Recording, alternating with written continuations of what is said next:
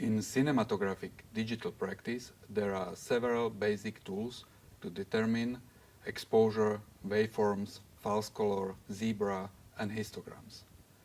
Most of them can be seen in the viewfinder of the camera and on the control screen. Yet none of them tell us the real parameter that need to be set on the camera lens, and that value is only one. They can only indicate where to place the luminance on the scene in the area of the dynamic range. While creating the light reality, the cameraman mostly moves on the scene and does not sit at the monitor. The person at the control screen is usually the technician. When lighting the scene, it is impractical to constantly trot away to the monitor to check every change you make.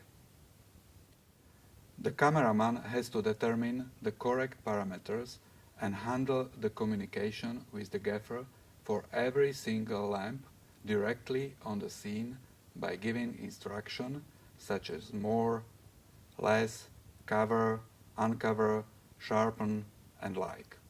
Especially for a low-budget film, it is crucial to use the working time reasonably, and it is always necessary to have time for creativity, for working with light and composition. The actual final setting of the f-number or f-stop always depends on a rational decision that requires accuracy. The visual imagination of the cameraman regarding the amount of light and light differences is supported by the physical measurement of light.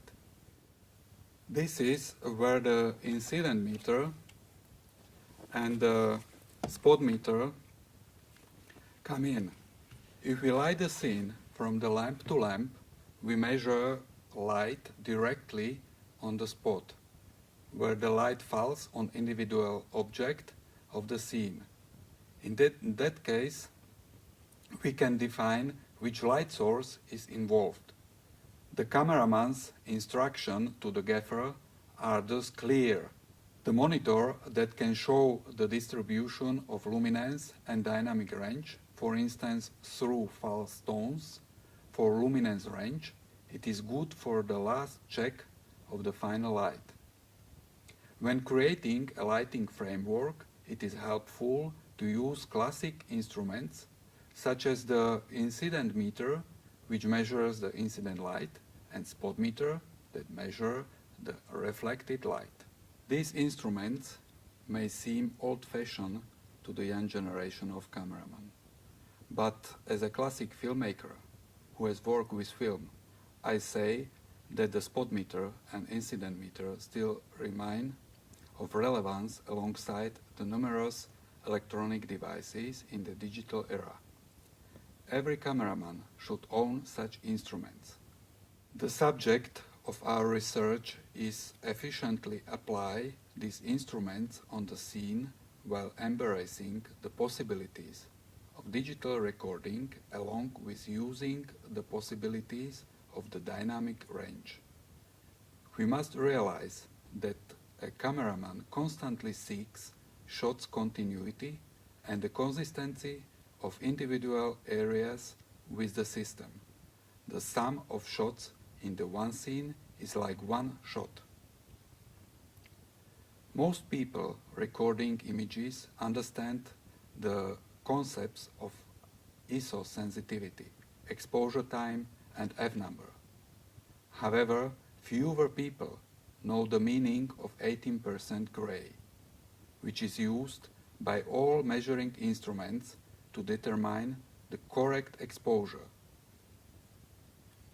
Inaccurate determination of exposure can also entail risk of noise. Noise is one of the pains of digital cinematography. The incident meter and the spot meter work with ISO sensitivity values which stem from the film technology. The manufacturers of modern cameras probably use ISO values to facilitate the change from film to electronic cameras. However, the ISO value does not say anything about noise in the signal-to-noise ratio. We have to take that into account when working with incident meter and spot meter. The basis for measuring light with incident meter and spot meter is the correct position of 18% gray in consideration of the set sensitivity of the camera and the dynamic range of 18% gray to light portion and dark portion of the video signal. We should know how many f-stop of the video signal use we have in the light portion and how many in the dark portion of the image. Using the spot meter, we can measure the luminance of individual spots on the scene. For instance, we can accurately measure the gloss lighting range on a person's face. We measure with this instrument from the camera, so for the sake of precision, we can move closer to the measured area, but the direction of measurement is always in the axis of the camera, between the object and the camera. However, such measurement is very demanding and requires to know the reflectance of individual areas. It is definitely impractical to use the camera and its TTL metering from the center point of the camera viewfinder as a spot meter. Light falling on the object can be measured by an incident meter. This instrument can measure the value of light directly in luxes, but it can also work with exposure values, such as ISO sensitivity, f-stop and exposure time by means of a mechanical or electronic calculator. The advantage of the incident meter is that we measure the light on the scene falling on the object, so the measured value does not depend on the surface and the structure of the scene. The advantage of the incident meter is that we measure the light on the scene falling on the object, so the measured value does not depend on the surface and the structure of the scene. The incident meter is used in the space of the scene right in front of the captured object. The sensory part of the incident meter is pointed towards the camera. With standard lighting, we hold this instrument in a perpendicular position.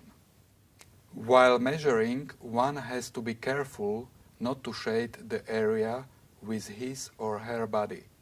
Ideally, measuring the person should eliminate his or her own body in stretching out his or her hand to the measured object and, when necessary, to bend down slightly as if underneath the matter. Based on experience, it is required to measure the scene with backlight. It is good to use the spherical area of dispersion on the incident meter, as this area also takes to account the potential backlight. Yet a slight tilt of the incident meter to the backlight changes the exposure ratio of the main light to the backlight. The position of the actual incident meter, it tilts toward the source, required the cameraman to have practical experience. If we work with light and shadow on a person's face, that is with light ratio, we need to watch mainly the light portion. So sometimes it is suitable to turn the incident meter more to the light portion. This needs to be done for the big brightness differences between light and the shadow. The value measured by the incident meter may be the final value that we set on the camera. The incident meter determines the exact 18% gray and the so-called exposure light, the one we set mostly on the camera. The work with the dynamic range requires a good quality camera test and mainly the distribution of luminance and the information on this luminance from positioning the maximum white and the maximum black from the 18% gray. How many f-stop we have in the area of bright luminance and in the area of dark ones, then we can use the incident meter to measure the dark and bright surfaces with respect to the exposure light, the one we have set on the camera. We also need to be aware of the fact that for a log gamma setting there is a different amount of information, mainly in the extreme position of the dynamic range. Here the allocation of information is usually smaller. Therefore, the correct position of 18% gray is very important.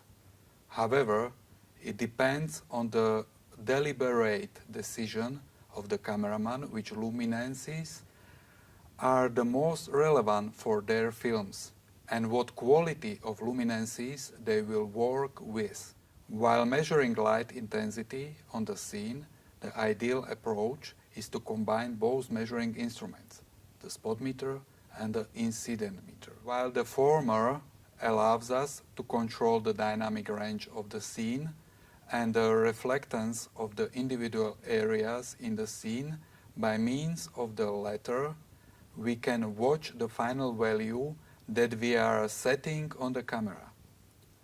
For electronic cameras, it is crucial to determine the relevant native ISO, the sensitivity of the camera.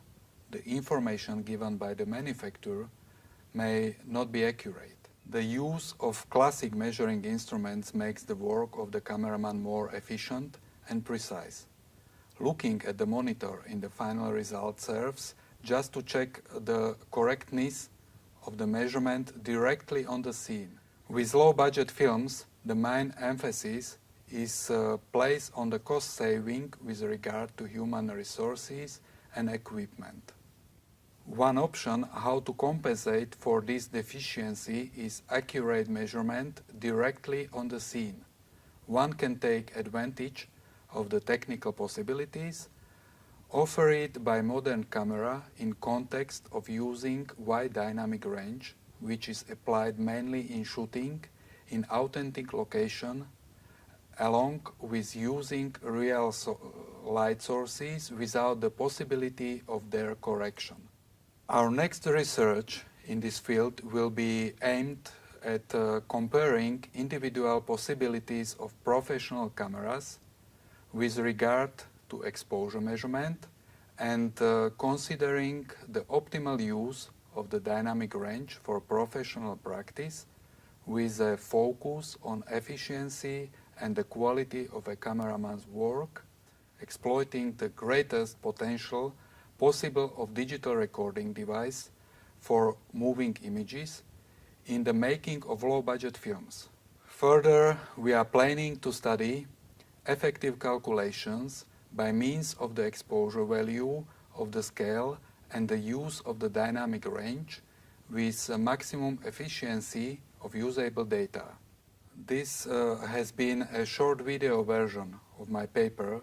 You can read more information about digital exponometry on the conference homepage.